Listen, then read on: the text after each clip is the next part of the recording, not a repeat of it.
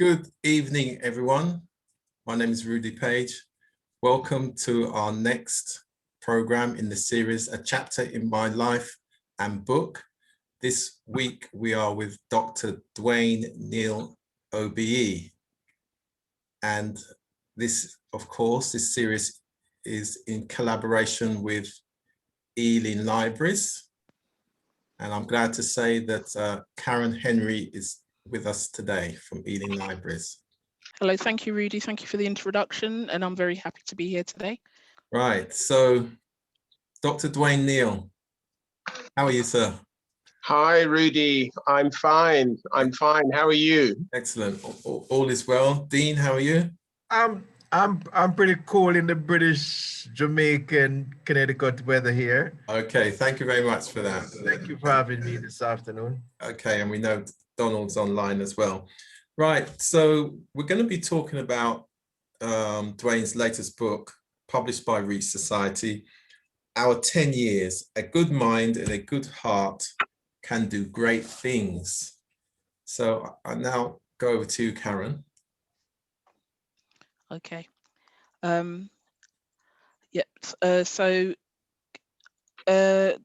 Neil, I'd like to ask you a question, which is why was it necessary to create Reach Society? I'm happy for you to ask that question, and I'm delighted to respond to it. But would it help a little bit, Rudy, Karen, if I were just to say a few brief words about myself in order to give the viewers a little bit of a context? Yeah, do you think that would be helpful? I think that would be the best way to start, actually. All right, so I will absolutely answer your question, Karen. But, you know, as someone who is approaching the 40th year of being married to my university sweetheart, I'm also in the 4th year of my retirement from full-time employment. And when I do an intro about myself, I always put very high on the list that I'm a father of 4 grown children, 3 boys and a girl. And the reason I find that very satisfying is that as someone who is Black and brought up in the United Kingdom, the next thing they expect you to comment on is the calamity that has befallen particularly your sons and not your daughter. But I'm pleased to say that all 4 of my children have followed in their mother and their father's footsteps, and they've gone on to university, and they are all now working in graduate jobs, even during the COVID lockdown. But a little bit more about myself. The first 21 years of my working life was in Shell International Chemicals, and I will be forever grateful for that, because I arrived in Shell International Chemicals as a scientist with a chemistry PhD and left as a businessman who has worked in leading somewhere in the region of 9 different businesses. And when I left Shell, it was purposeful because I wanted more time to continue doing community activities. So I started my own management consultancy known as Lerico and Associates, and ran that successfully for 15 years. And so I feel my private sector life has spanned at least 40 years, but my volunteering life has spanned 42 years, because in the same year I started working, I also started volunteering.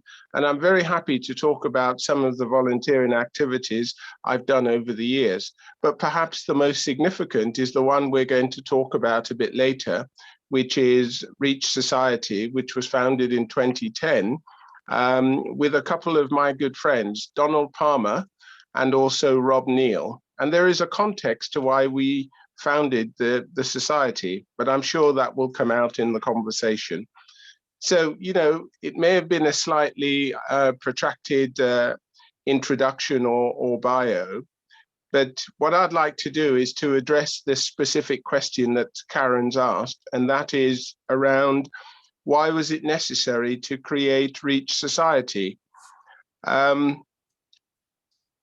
There are lots of things that people would say why anyone creates something, but there are maybe three key reasons why Donald, Rob, and myself chose to found Reach Society.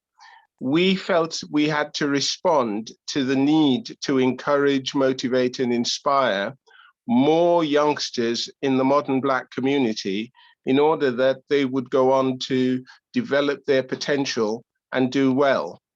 And that need was clear because Black youngsters as a cohort underachieve in the UK relative to all of the other ethnic groups. And I can share some of those stats, not because they lack intellectual horsepower, but they're not getting enough of what they need, in our opinion, in order to develop themselves fully. But we also wanted to be at the tip of the spear in developing a movement of professionals in our community, because one of the things all three of us were aware of is that we have a huge number of people in our community who have achieved, not just academically, but in a variety of sectors. And we wanted to get that movement going in order to showcase those professionals to our young people. And that was a key component in how we thought about inspiring our young people. And I suppose the final reason for developing Reach Society is the diet of negativity that we were all aware of, not just the negativity within our own community because of the lack of confidence, but also the diet of negativity being projected on a weekly basis through the media. And we just felt that that diet of negativity fell well short of the community we knew, lived in, and loved. And so those are our principal reasons for setting up Reach Society. Yeah, that's a great outline, Dwain. So, so then what is unique about the society itself? There are a number of indicators which we would use to describe our uniqueness. And if I could just sort of very quickly touch on them, Reach Society has become a sustainable social enterprise. Right. Okay. We started in 2010 and we are now in 2021. So we're at the beginning of our 11th year. Most community groups invariably don't last that long in the Black community. And we're sustainable for a very specific reason. When we conceived the society, we also decided we were not going to run it on a begging bowl principle. And by that, we mean we were not going to spend most of our time trying to attract grants from governments, from charities, from foundations, wherever grants may be forthcoming. Because personally, I found that idea demeaning. And I personally felt that our community was far better than that. If we wanted to do something to inspire our young people, then we really ought to have the intellectual horsepower to know how we're going to resource this. And that's exactly how we designed it, and that's exactly what we did. So in that respect, we would say there are few third sector organizations that fund themselves and have funded themselves for long enough to become sustainable. The other thing which makes us unique, I believe, is that after 7 years of operation, we were able to win the Queen's Award for Voluntary Service, the QAVS. And what we can tell you about that is there are very few organizations in the Black community led by a team of Black professionals who have won that national accolade. And for me, that was a wonderful achievement because it was a public statement of congratulations to the small team of 7 rising now to 9 who actually took on the concept, proved the concept, and have grown a sustainable operation out of it. Yeah, and can I just say, Dwain, what is unique that I've seen from the way Reach operates is that you have an operating model that you've refined very well. And of course, Well, you would have never got that award if you were not able to demonstrate impact on the community itself. So it wasn't about the impact according to what funders require for their outputs, but real impact on transforming lives. Well, you're right, Rudy, because part of the demeaning process of being funded by a third party is you have to dance to their tune. Yeah. And if you are clear about what is needed and you want to go about it for long enough to make a difference, you can't be skipping from tune A to tune B to tune C, never delivering enough impact, but all the time changing just to try and have something put in your begging bowl. We have not changed our vision from the first we wrote it down. And our vision was simply to make it easy for our young people, boys and girls, to make an emotional connection with the professionals in our community and use that emotional connection to inspire them to choose a pathway to success. And we're delighted to tell you that we have in excess of 500 professionals who regularly get involved in the inspirational events we roll out, not just in London and the South East, but now across the United Kingdom. And we can say a little bit more about that. Yeah. So those are just some of the elements which we would regard as making Reach Society unique. The other thing I'd like to get across to our viewers and listeners, because we will be broadcasting this show live on Fresh FM Radio London as well from next week and over the coming months, is that it also what's unique about the society is that you've actually developed what we would call a commissioning model, so that if commissioners really wanted to address some of the issues that need to be addressed, particularly amongst young people and their progression, then the model that you've created fits into any commissioning. Well, it's a matter of how you use the words. A commissioning model, yes, does describe what we do, but put more simply and in terms which I would regard as everyday, we operate a business model. So if somebody wanted our expertise, we would have a discussion with them. We would negotiate a contract. And once that contract is signed, we would deliver on that contract. Absolutely. And charge them. Yeah. And so that is indeed a commissioning model, yeah, but it's also at the core of a business model. We're a social enterprise, so we do make profits, but all the profits we have made have been retained within Reach Society in order to grow the society. Yeah. And that is perfectly transparent to all of the many clients who have commissioned our services in the 10 years that we've operated. And again, it relates to, and I'm laboring on this for good reasons, service level agreements. And again, service level agreement is another way of looking at it. Just let me explain the point. That with these service level agreements, your organization again demonstrates that having signed agreements, you keep to them and you deliver beyond them. And this is the important point in terms of the Reach business model, which I think can help many other organizations in our community, because it can be done. And that's really the point I'm trying to get across then, Dwain, is that to many organizations within our community, the pathway to achieving what Reach has achieved, they've still yet to get there. I'm going to pick you up on calling us Reach, Rudy, because we're Reach Society. Reach Society. And if you're going to contract our name, then call us the Society. And there's good reason, and I can explain that later on if time permits. But the point you make about service level agreement is absolutely right, because at the heart of having an agreement with a commissioning agent or a customer is that you've entered into a deal which says, this is what we want of you. And if you deliver that, this is what we will pay you. And therefore, in business, that's a contract.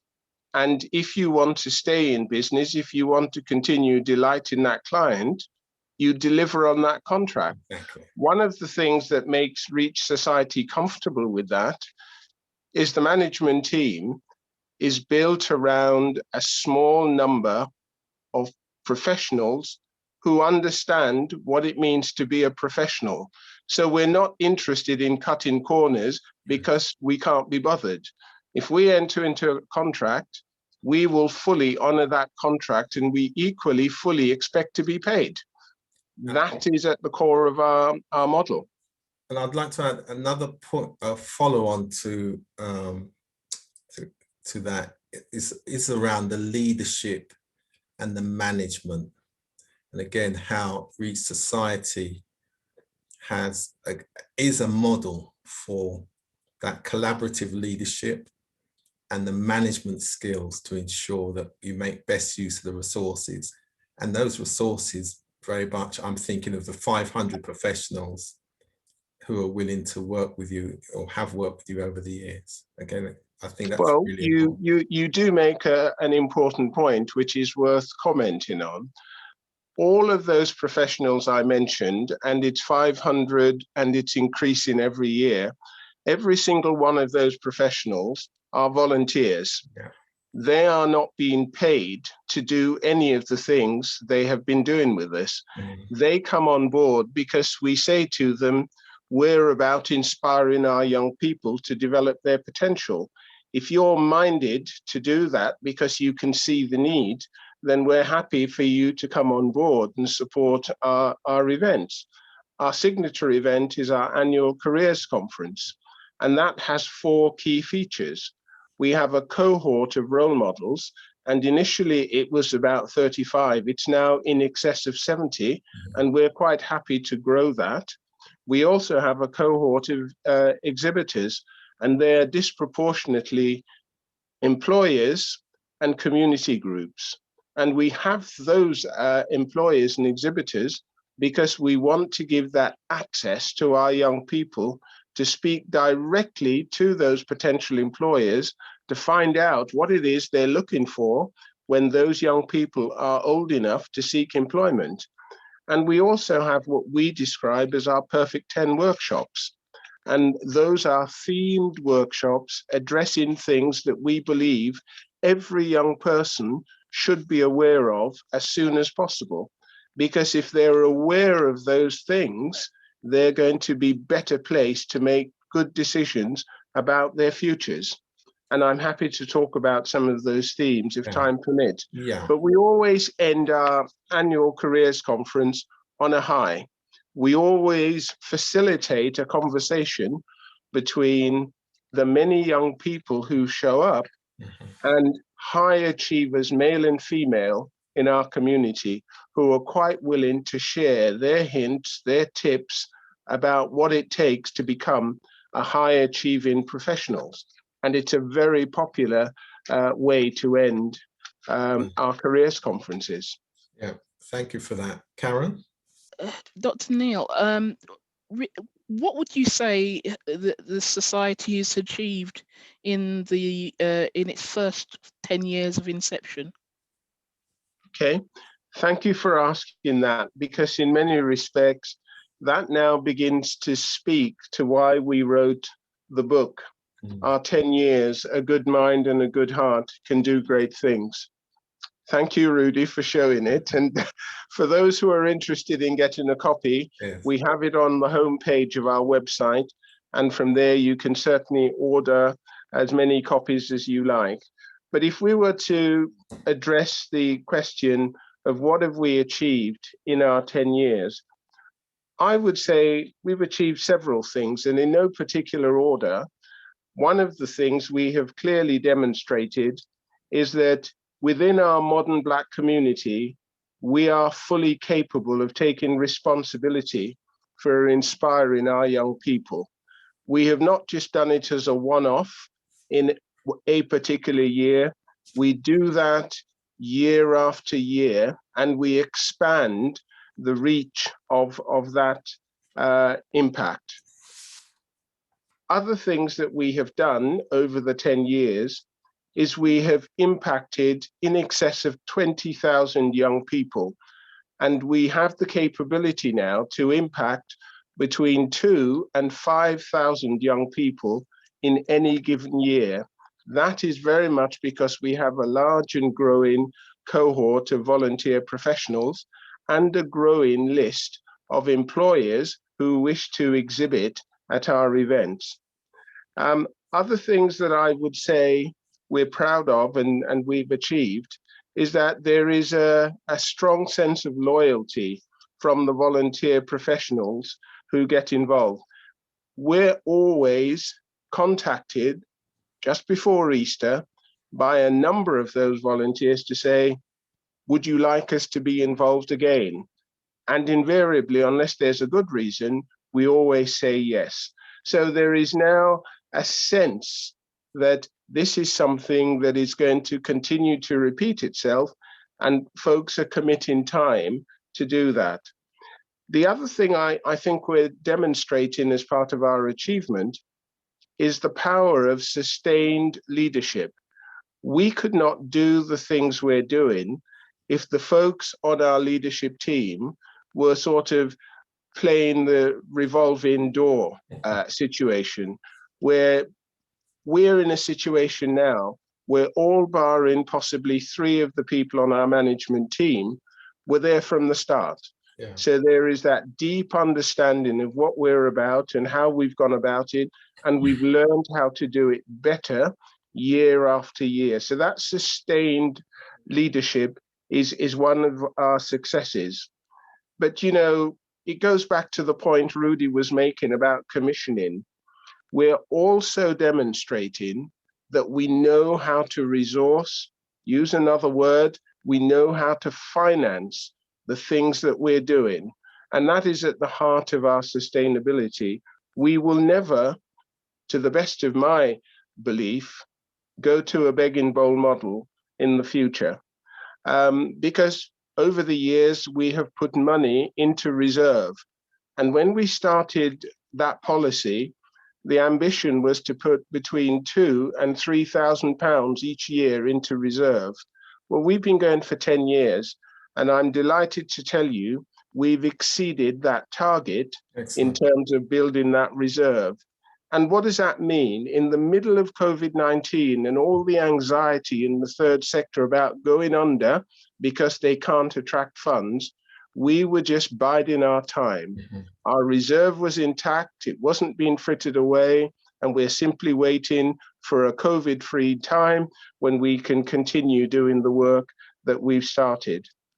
And the other thing which I would say is very important in terms of achievement is we are increasing the number of opportunities that we are attracting or designing that will positively benefit our young people. And I give you just 2 examples. 2 years ago, we were approached by Durham University, and they were very candid. They said, we don't know how to attract Black British young people to come to our university to study as undergraduates. We have no difficulty in attracting Black overseas students, but we don't seem to know how to attract those from the UK. And they wanted our help. And once we were satisfied that they were serious and they weren't just simply ticking a box, we started working with them. And what we're delighted to share is that in the second year of working with them, they chose to roll out a new program exclusively for British Black youngsters. It's called STEP. And STEP is an acronym which stands for Space to Explore Potential. And they have rolled that out despite COVID last year. They were delighted with the take-up of Black students. Many of them were offered, the majority of them were offered places at the university. And only today, I received an email to confirm that 60% of those offered places have chosen Durham as the university to go to once they've completed their A-levels this year. So that program now will be run in a continuous way because they can see it is working. And we are a co-partner with that august university. And for folks who know about universities in the UK, they are in the same category as Oxford and Cambridge. Okay. And so, you know, that is the sort of thing that we will do more of. And the last thing I would say is we've combined Grace Foods with Brunel University London to fund full scholarships for 3 young people. And that program has also been, you know, working very well. Yeah, excellent. Good to hear that. So in the light of what you told us then, Dwain, where will the society be 10 years from now? Now, you know, that's a very interesting question because it's almost a blue sky question, isn't it? Right. And it's always nice to dream a little. Yeah. But as someone who's been involved with the society from its inception, I would want to say 10 years from now, we will have achieved 20 years of serving the community, inspiring young people. So one of the things I would fully expect us to have achieved is that we will become fully established in the consciousness of our community across the United Kingdom, because we are already moving very firmly in that direction. We're collaborating with groups in Manchester, groups in York, groups in Birmingham, groups in Leicester, groups in Southampton, groups in Bedfordshire. And if we continue building on what we've started, 10 years from now, I would not be surprised at all if Reach Society is well known in the top 10 urban areas where 85 to 90% of Black community lives. And so that is one of the things I would absolutely expect us to have achieved. The other thing is name recognition. I would expect a majority of youngsters in the modern Black community will know the name Reach Society because they've either been to one or more of our events or they know people who've been to one or more of our events.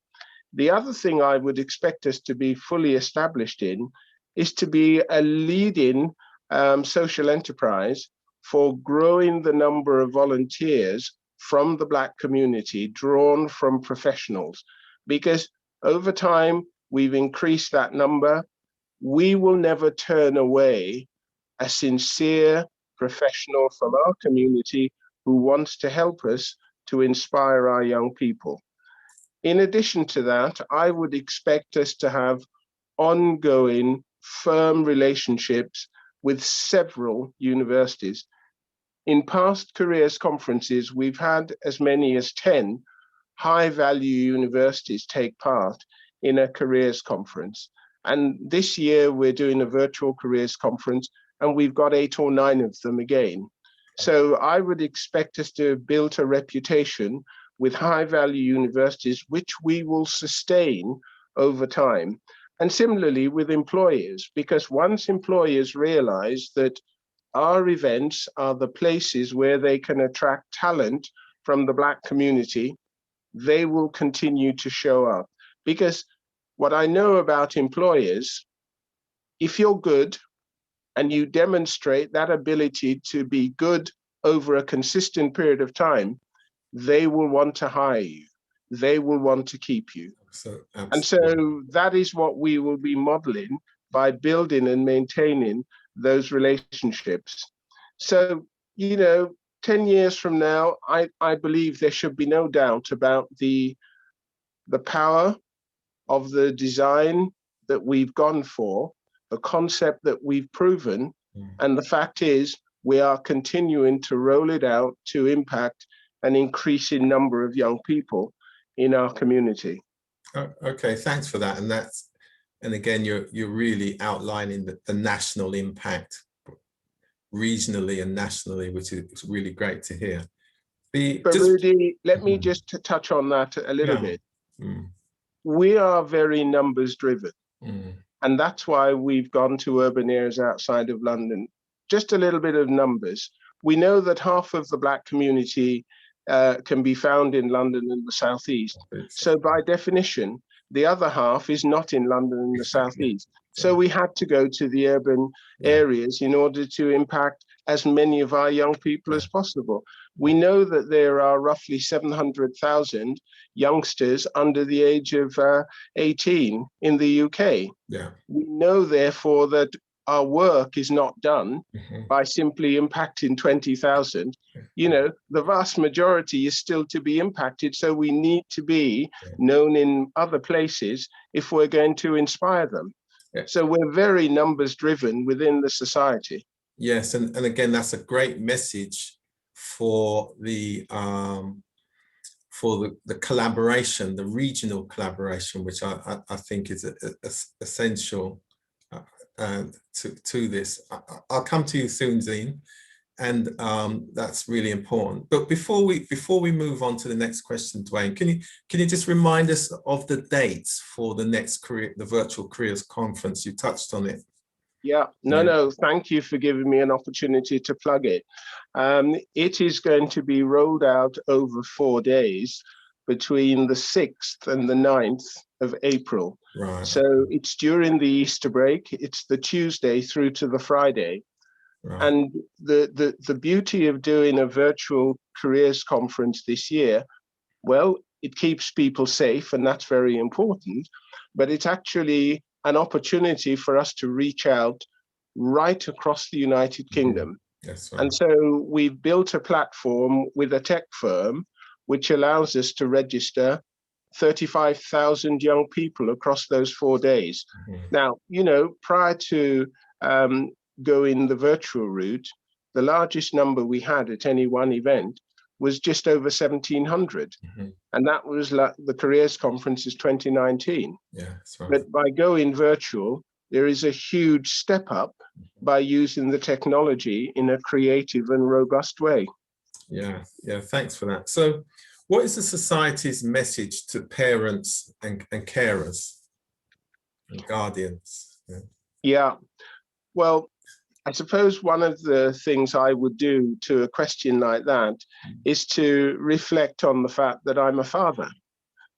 And that would be where I would start in terms of the message to parents and carers. In choosing to have children, one of the things that you can do is to remember you are their first teachers. And if you hold on to that starting point, there are just 2 or 3 key things that as first teacher, you mustn't ignore. And one of them is helping your children to read before they get to the age of 5, where they're going into school. And I make that observation because my mother told me that I was a fluent reader before I went into school. And I thought, how on earth did that happen? And she said, bedtime stories. You couldn't get enough of it. And as soon as you realized that the story was linked to the words, you wanted to read them yourself. And I said, it can't be that straightforward. She says, okay. And so when I had my children, my wife and I got into the habit of bedtime stories from the get-go. And would you believe it, Rudy?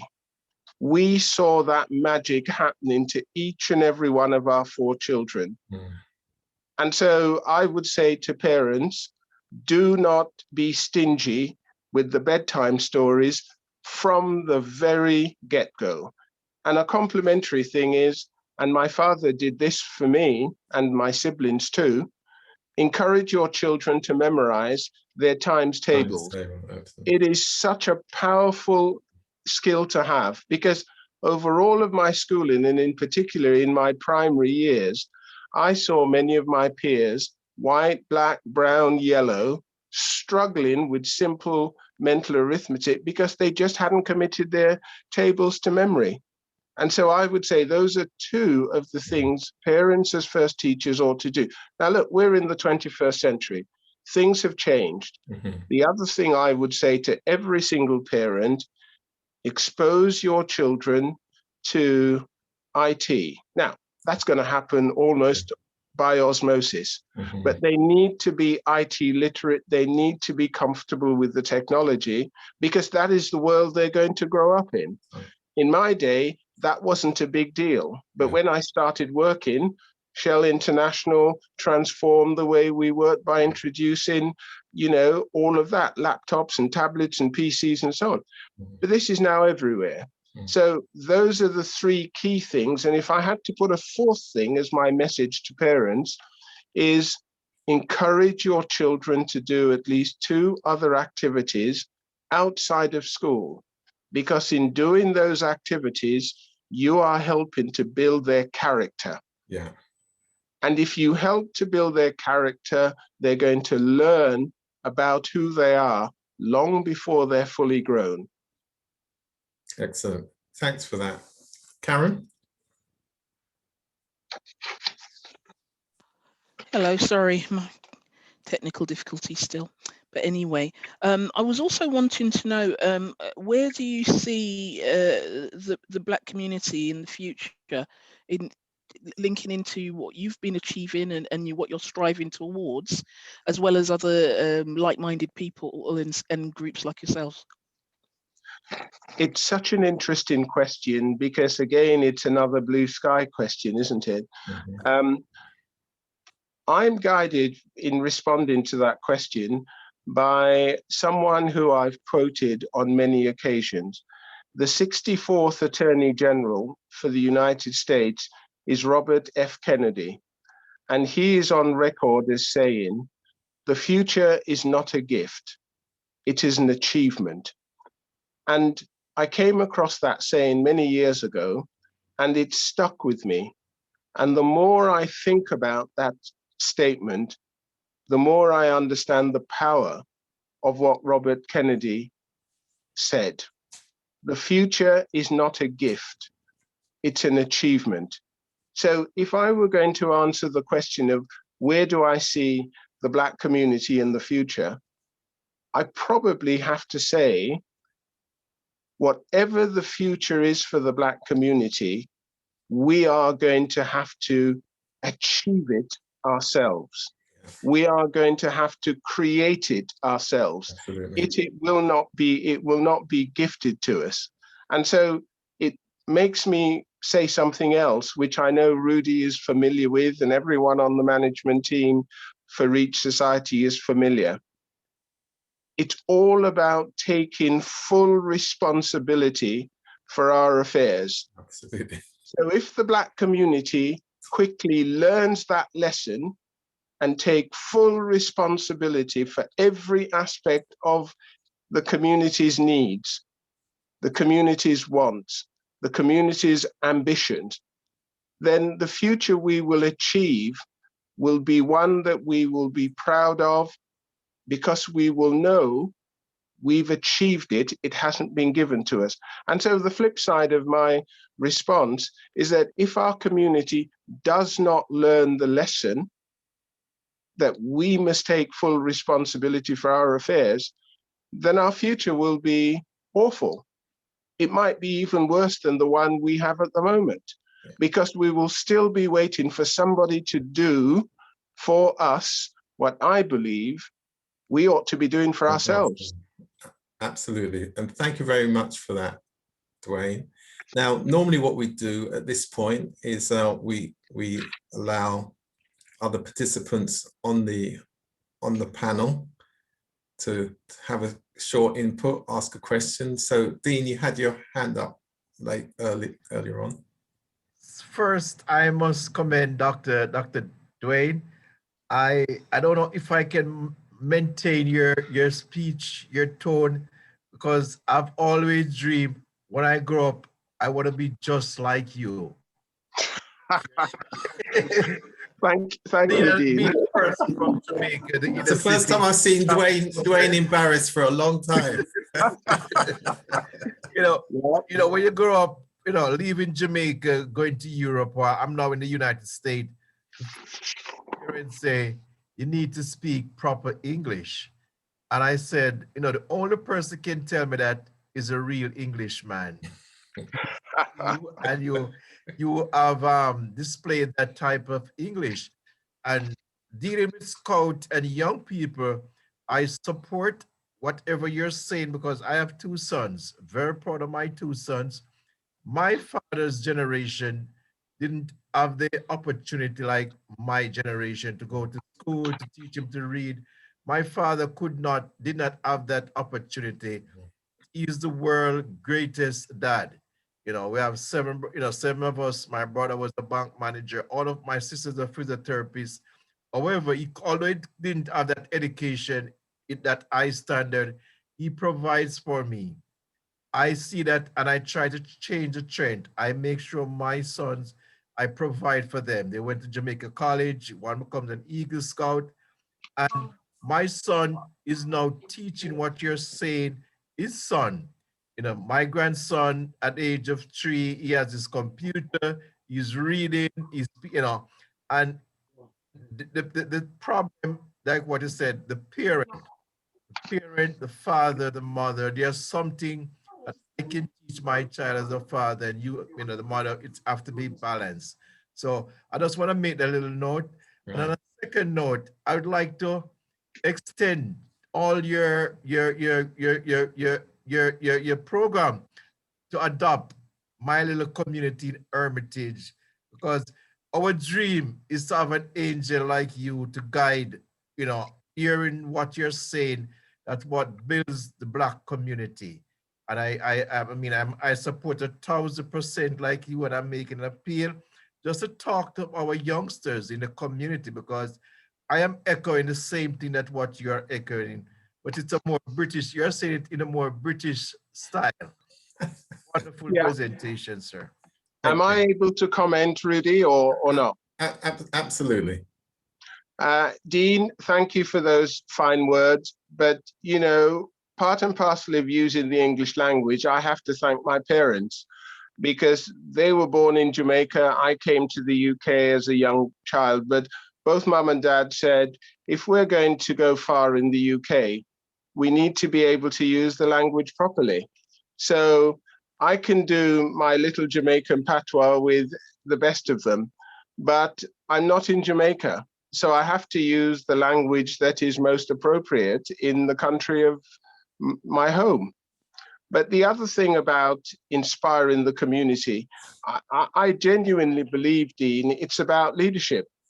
Absolutely. If those of us who understand what's required are willing to put in the time and effort in order to point the direction and to demonstrate what's required, then the changes are going to follow.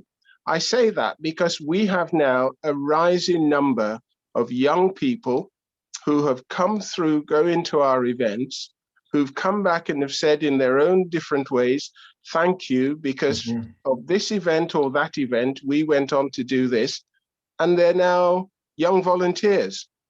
So what I would say is, provided there are enough people who understand what's required, who are willing to stand out and lead, things will change. Now, let me not put that in too nice a way. When Reach Society started in 2010, there were lots of naysayers. Most of them were Black. And we smiled sweetly at them and still carried on doing what we're doing. And carry on. Now, what many of them do when they see us now is they look down. We don't try and embarrass them, but they realize that they were wrong. And that's where leadership can make the difference. If you're clear about what's required and you're willing to put in the work, things change. Absolutely. So, Dwain, just before we come to the end, and I'm going to give Karen the last word, as usual, could you just give us a quick synopsis again on the book? Sure. Our 10 years, just so that everybody knows that this is what this event is about today. Indeed. Very happy to talk about our 10 years. I would start by saying thank you to the virus. It was written between March and June because we had to cancel all of our large inspirational events. And the question was, what do I do next? Answer, the book you were about to write in the autumn, you should now write in the spring.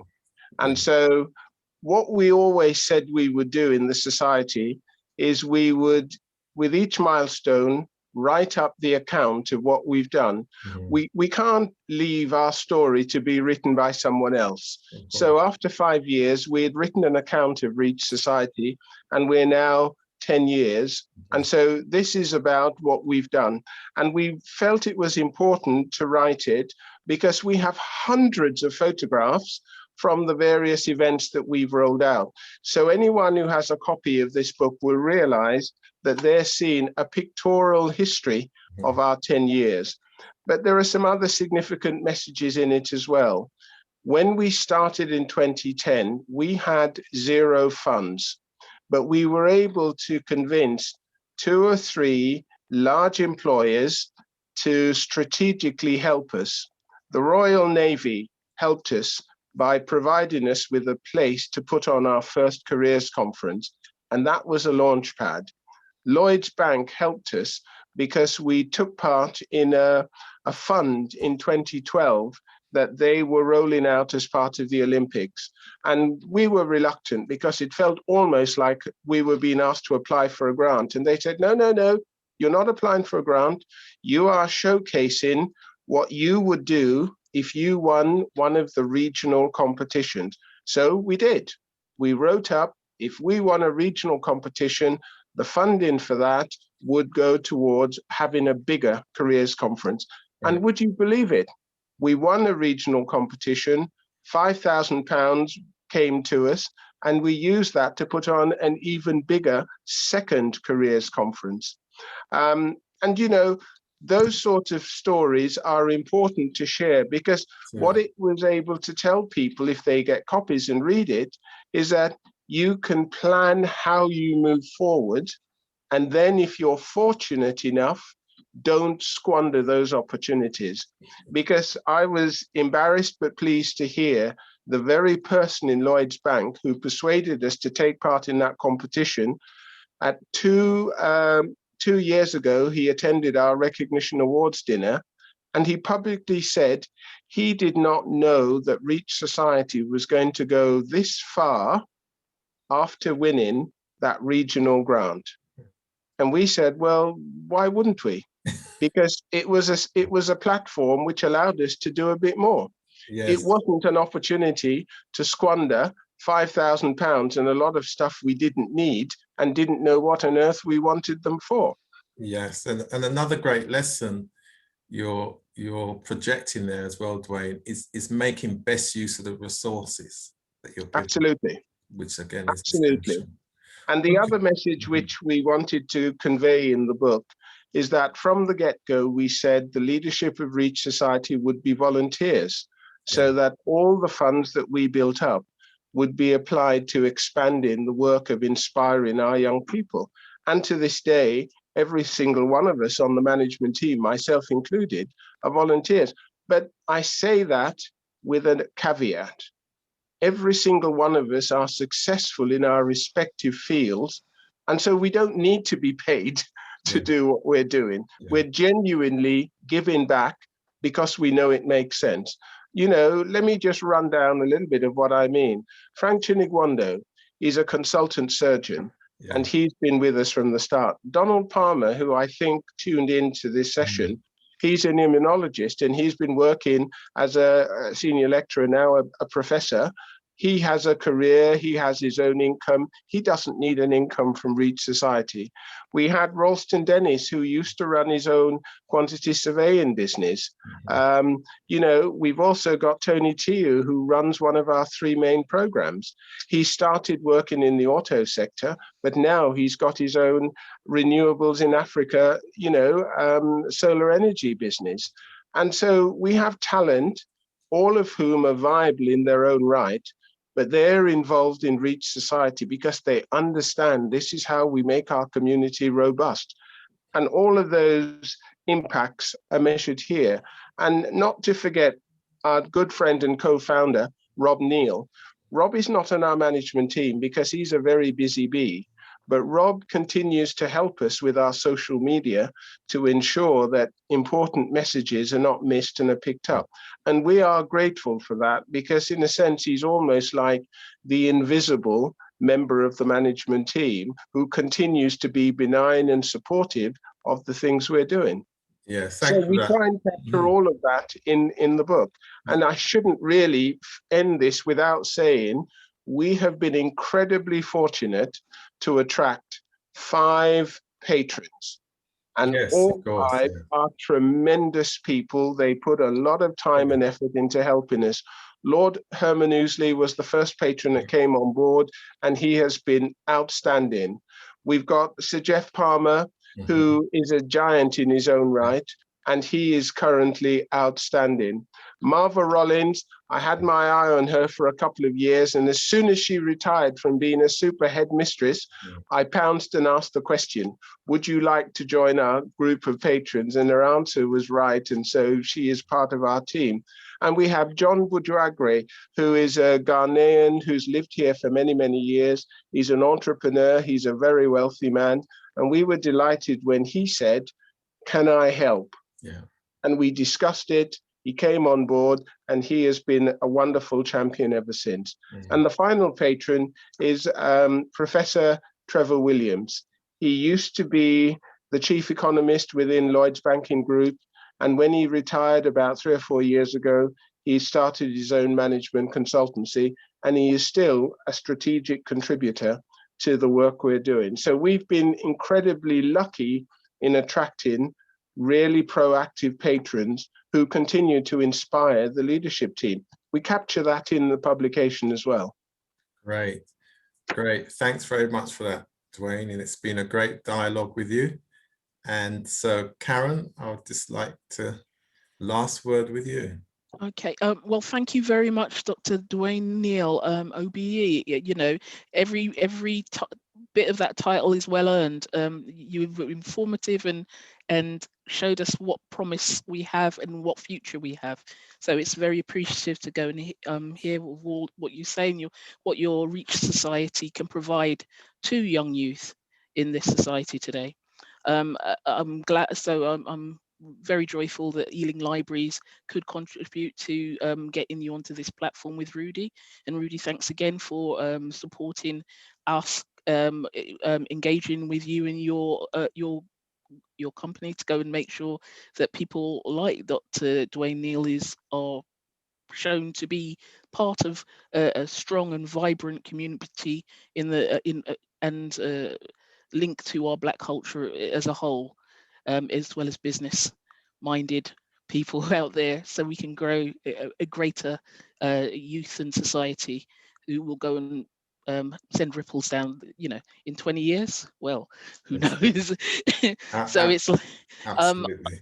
So I would just go and say that, you know, in terms of Ealing Libraries, if you want to go and support us, we're available on online, because we have e-learning books which are for leisure as well as for learning. So all you have to do is Google Ealing Libraries catalogue, and you should get the link to that. So please do.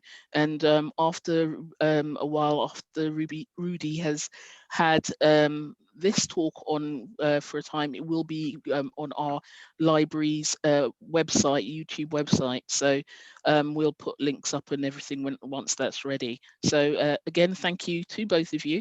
And yes, good night. Thank you, and good night to everybody. Goodbye. Thank you, Karen. See you all Thank again you, Rudy. soon.